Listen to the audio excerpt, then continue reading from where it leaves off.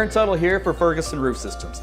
For 43 years, Ferguson Roof Systems has been protecting Oklahoma's homes and businesses with quality roofing services. Their goal was to be the most honest and dependable roofing company in the state, all while providing free services such as lifetime labor warranty and annual inspections. Well, mission accomplished with thousands of client testimonials, an A+ Better Business Bureau rating, and a 5-star rating on Google. Look, the weather gives you enough to worry about, so why worry about who to trust with your roof? Call Ferguson Roof Systems today or find out more at fergusonroofsystems.com.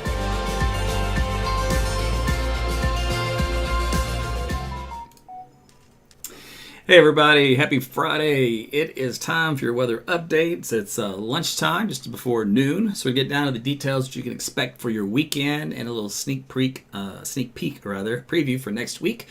See what those temperatures are going to be doing for you, see if we're going to get any rain, and then also we're going to talk about the latest with what is now Tropical Depression number 9, which will then later become a hurricane, probably by at least by Sunday. And we'll still talk about that, where it's going to go. So if you have friends and family that may be impacted, you can give them a heads up. And maybe even if you're traveling, right? Okay, so out there currently, it is I would say a nice day, because it is still a nice day.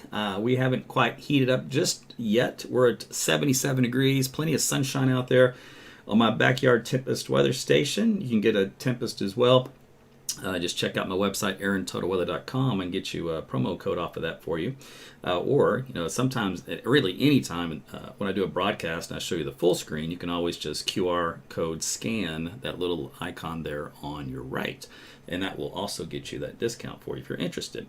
All right. Well, currently, we do have a wind out of the south and southwest across, let's say, central and western Oklahoma. Eastern Oklahoma still is kind of a little bit of a southeasterly direction at times, but that'll be changing here throughout the day, and we're going to start to warm things up as well. Now, out there currently, we're nice. I mean, we're still into the 70s and low 80s. I mean, it is really, really nice change to see this, versus what we've had here for most of September.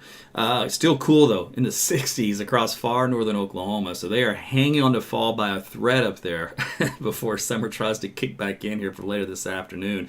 And this morning, it was so nice. Did you feel it? Did you smell it? Did you taste it? This is my favorite time of the year. So yeah, when you get temperatures in the 40s and 50s out there, that's it. That's my kind of weather in the mornings. Get that coffee on the porch, enjoy the first start of the day.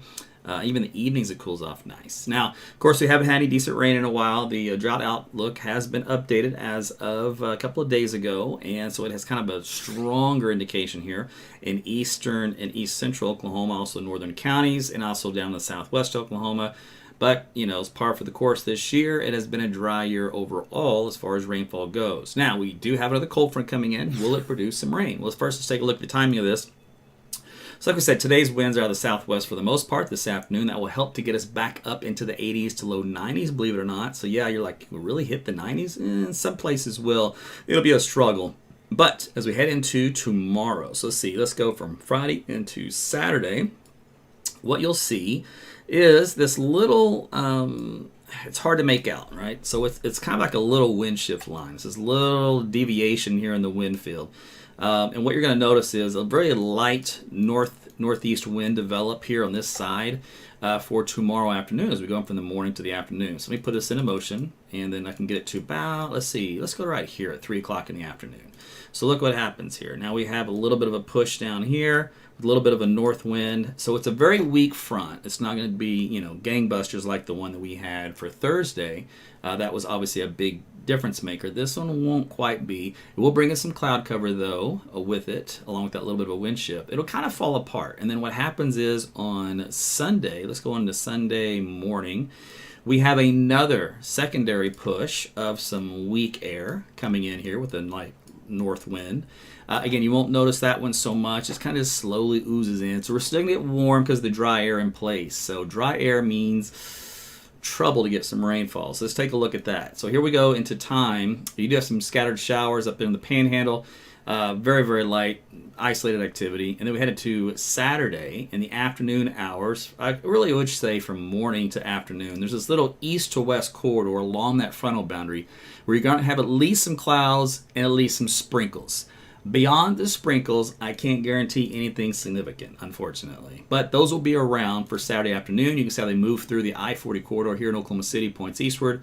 And what that will do is at least help to shave a few degrees off the temperatures once that boundary in the cloud cover moves overhead. And then on Sunday, there might be some additional showers that try to pop up down along the Red River. This model shows a few of them here, either a shower or a thunderstorm way down south along the Texas border, and that's about it. So like I said in my blog from Sunday, don't expect a whole lot with this system this weekend. At least there's something out there, right? All right, so temperatures, let's take a look at those today. So as we said, we're going to warm quickly. I hate to see this, but yeah, some 90s returning. It'll be a struggle. Will we hit exactly 93? We could probably top out right about 90 even, because as I said, we still are, 77 degrees here, so that's still a ways to go. It can get quite, warm, though, with drier air masses. All right, so let's go on into Saturday. So as we talked about, we're going to heat things up for the weekend, right? Now, you can see where that cloud cover kind of, along with that little weak front, has an effect on these temperatures. It kind of keeps in the 80s, whereas you have the sunshine, you're in the 90s, and you're in the 90s. So even Oklahoma City, we're at 91 degrees briefly for tomorrow around lunchtime into the early afternoon. And then as that boundary moves through in the cloud cover, look what happens. It drops our temperatures down to 83 degrees. So yes, you can have some of those sprinkles that may evaporate, but that's evaporative cooling. That will help to drop those temperatures. So later Saturday afternoon will be much better than earlier Saturday afternoon here in central Oklahoma due to that little effect. All right, so that'll move on through. Again, not as nice of a morning for Sunday, and then Sunday afternoon. Remember that secondary push starts to kind of come in, but it's weak, so we still get right back into the low 90s, but this is it. It's going to be hard-pressed to get a lot of these 90s out there after today. Now, I do look down south. You see these little indications that kind of blow up here? These are cooler temperature spots. This is indicative of those clouds and rain or even a thunderstorm down here in southern Oklahoma. So, again, some isolated activity down there for Sunday afternoon as well. It's kind of a two-part chance for at least something out there from the sky, but, again, don't hold your breath. Okay, so let's go on into the next big thing here, and that's temperatures for the extended. As we go from Sunday into Monday, expect cooler weather to kind of continue to slowly filter in with some secondary and third pushes of cooler air. And that'll keep us in the mid-80s here in central Oklahoma for daytime highs. Like I said, we're hopefully staying out of the 90s for at least a good chunk of the state for the rest of September.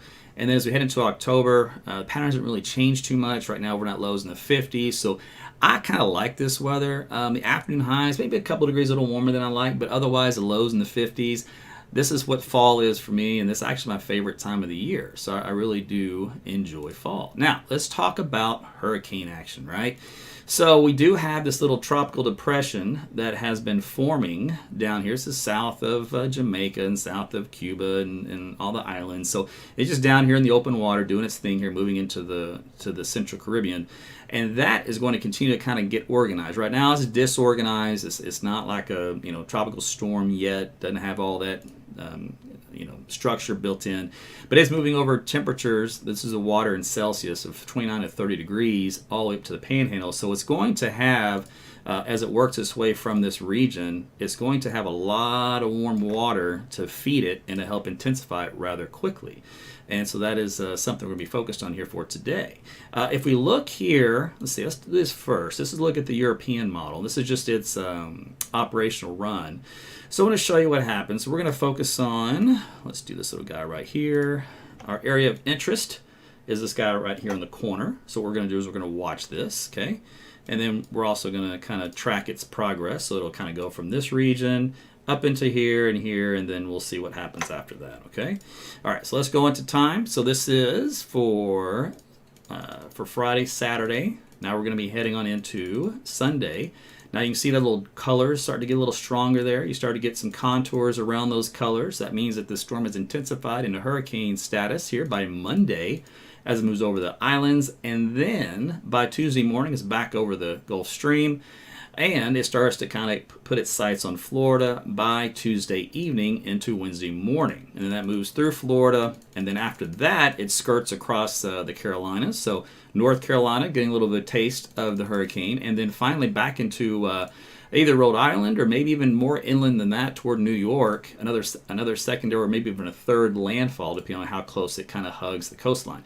Now, all that is subject to more error as you go farther out in time. But here is a look at this track, and you can see the lines indicate all the different models on here, and the central line here with the numbers is from the National Hurricane Center. So what it has is a Category 2 once it gets back into this part, and then it has as a Category 3. Now, right now, the official track right around Cape Coral. Now, keep in mind, I'm going to show you some plots here that it could easily go west of there and maybe more towards Sarasota, maybe even more towards St. Petersburg and Tampa.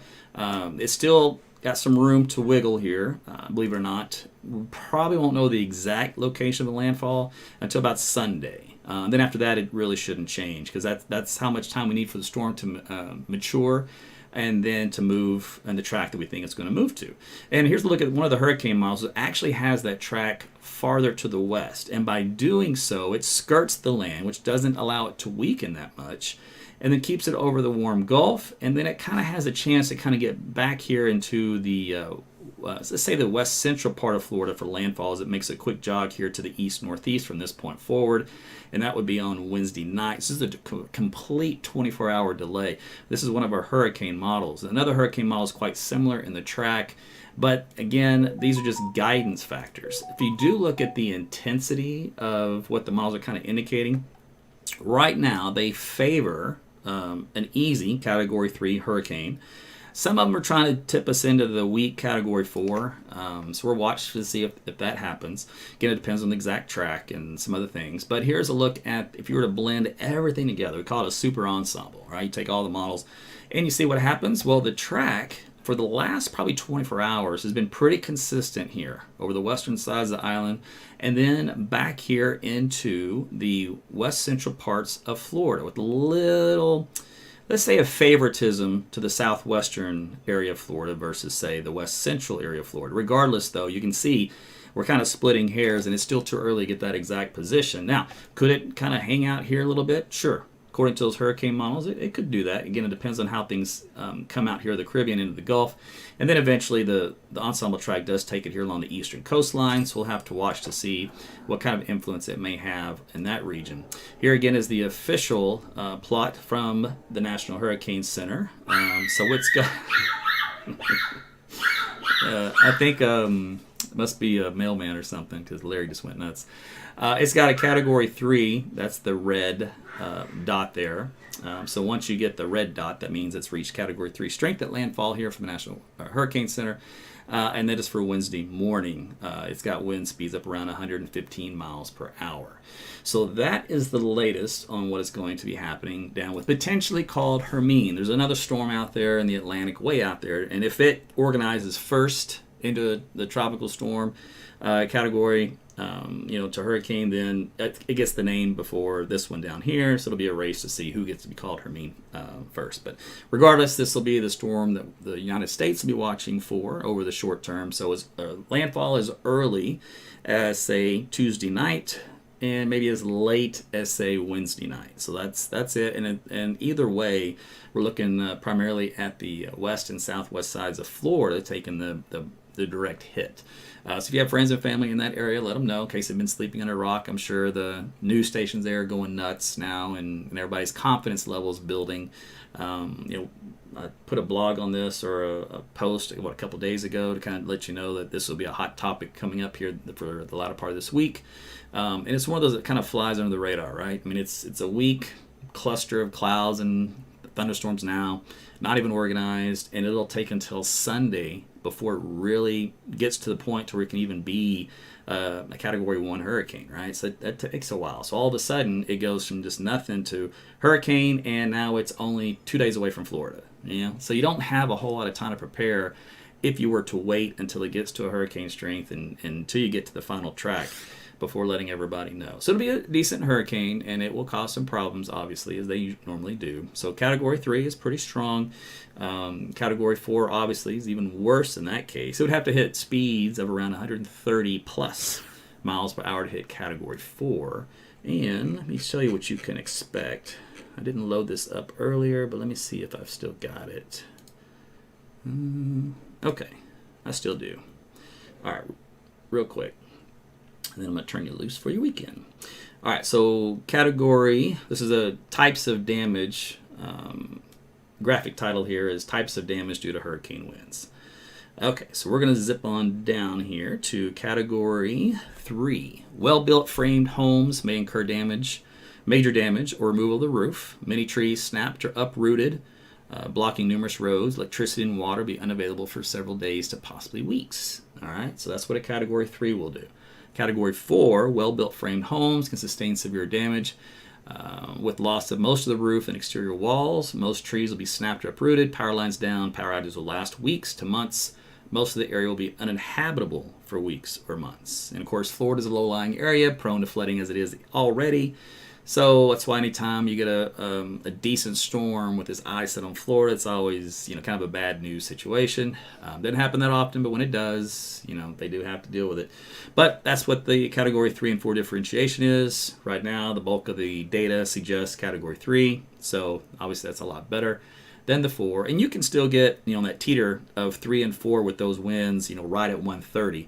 There's a big difference between winds at 130 versus winds at 156. That's a significant difference with respect to damage and all that kind of stuff. And then depending on how fast it moves is the potential of how much flooding may be involved with that. How much rain they might get. And we don't have any estimates on that yet. That'll be anything substantial. It's just too early to tell. Okay, so that's it for me. I got to get, but I hope you guys enjoy the rest of your day. Thanks for watching, sharing AT's weather, both Facebook, YouTube. What do we got? Gab, Rumble. I lose track of how many platforms I'm on. It's a mess out there. Also, my weather app, AT's Weather to Go. Appreciate you downloading that and using. You can track hurricanes and tropical storms on my weather app. Again, it's an Apple and Google Play. It's called AT's Weather to Go. It'll give you the spaghetti plots, which is where all the models are. And it'll give you the official track from the National Hurricane Center. So that way you always know what's up. Even if you're traveling, say, to Cancun, you're going to Mexico, right? And you went on a vacation, you'll be able to track to see what's happening in case something comes your way. Don't be like me, though. Don't go to Cancun and then get hit by a Category 1 hurricane and spend a day with everybody else all cramped up in a room. That's no fun. But don't do that. So other than that, you guys have a great rest of your afternoon and enjoy your weekend, and we shall talk again soon. All right, take care, everybody.